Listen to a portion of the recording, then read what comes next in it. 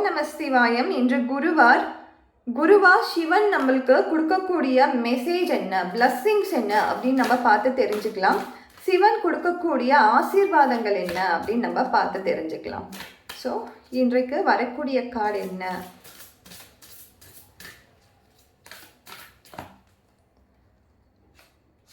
So இன்றைக்கு நம்மளுக்கு இந்த கார்டு தான் வந்திருக்கு.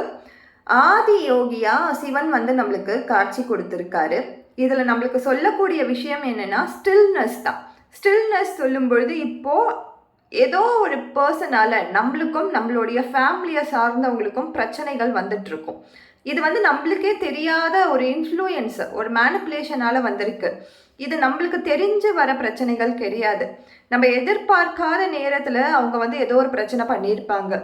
ஸோ இந்த மாதிரி பிரச்சனைகள்லாம் நம்ம சந்திச்சுட்டு இருக்கும் பொழுது நம்மளும் என்ன பண்ணுவோம்னா இந்த பிரச்சனைக்கு ரியாக்ட் பண்ண ஆரம்பிப்போம், ரெஸ்பாண்ட் பண்ணிகிட்டு இருப்போம். நிறைய பேர் சொல்லுவாங்க நீ ரியாக்ட் பண்ணாத, ரெஸ்பாண்ட் பண்ணு அப்படின்ட்டு. பட் நான் என்ன சொல்வேன்னா, ரியாக்டும் பண்ணாதீங்க, ரெஸ்பாண்டும் பண்ணாதீங்க, அதை அப்படியே லீவ் பண்ணிடுங்க, விட்டுருங்க. அவங்க எத்தனை நாளைக்கு தான் நம்ம கிட்ட பிரச்சனை பண்ணிட்டு இருப்பாங்க, அவங்களால தான் நம்ம லைஃப்ல பிரச்சனை வருதுன்னு தெரியுது. ஆனாலும் அவங்களும் எத்தனை காலம் தான் பிரச்சனையை கொடுத்துட்டே இருப்பாங்க. ஒரு காலகட்டத்தில் அவங்களுக்கும் போர் அடிச்சிடும்ல, போயிடுவாங்கல்ல. ஸோ நம்ம எதுவுமே பண்ண தேவையே கிடையாது. நம்ம நியாயமாக இருக்கோம், நம்ம மேலே தப்பு கிடையாது, நம்ம யாரையுமே ஏமாத்தலை, நம்ம யாரையுமே துன்புறுத்தவே இல்லை அப்படின்னு பட்சத்தில் நம்ம பயப்படவும் தேவையில்லை, அதை பற்றி நினைக்கவும் தேவையில்லை, அதை பற்றி புலம்பவும் தேவையில்லை. இறைவன் இருக்கிறாரு, அவர் பார்த்துப்பாரு. அதுதான் அந்த ஸ்டில்னஸ் அப்படின்னு சொல்கிறது. அந்த சம்பவம் நடக்கும்பொழுது நம்மளுக்கு மனசில் பலவிதமான பயங்கள் உருவாகலாம், கோபங்கள் உருவாகலாம். ஏன் என் வாழ்க்கையில் இப்படி நடக்குதுன்னு நம்மளுக்கு தெரியாமே நம்மளை இந்த இமோஷன்ஸ்லாம் வெளியில் வந்துடும்.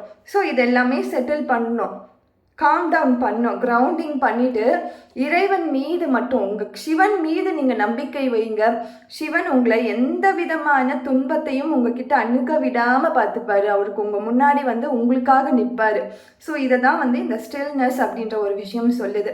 ஸோ இப்போ உங்கள் லைஃப்பில் இருக்க துன்பங்கள் எல்லாமே ஏதோ ஒரு பெருசாக தெரியும், ஆனால் இது எல்லாமே சீக்கிரமாக கடந்து போயிடும் அப்படின்ற வாக்கோடு இந்த கார்டு வந்திருக்கு. Thank you so much.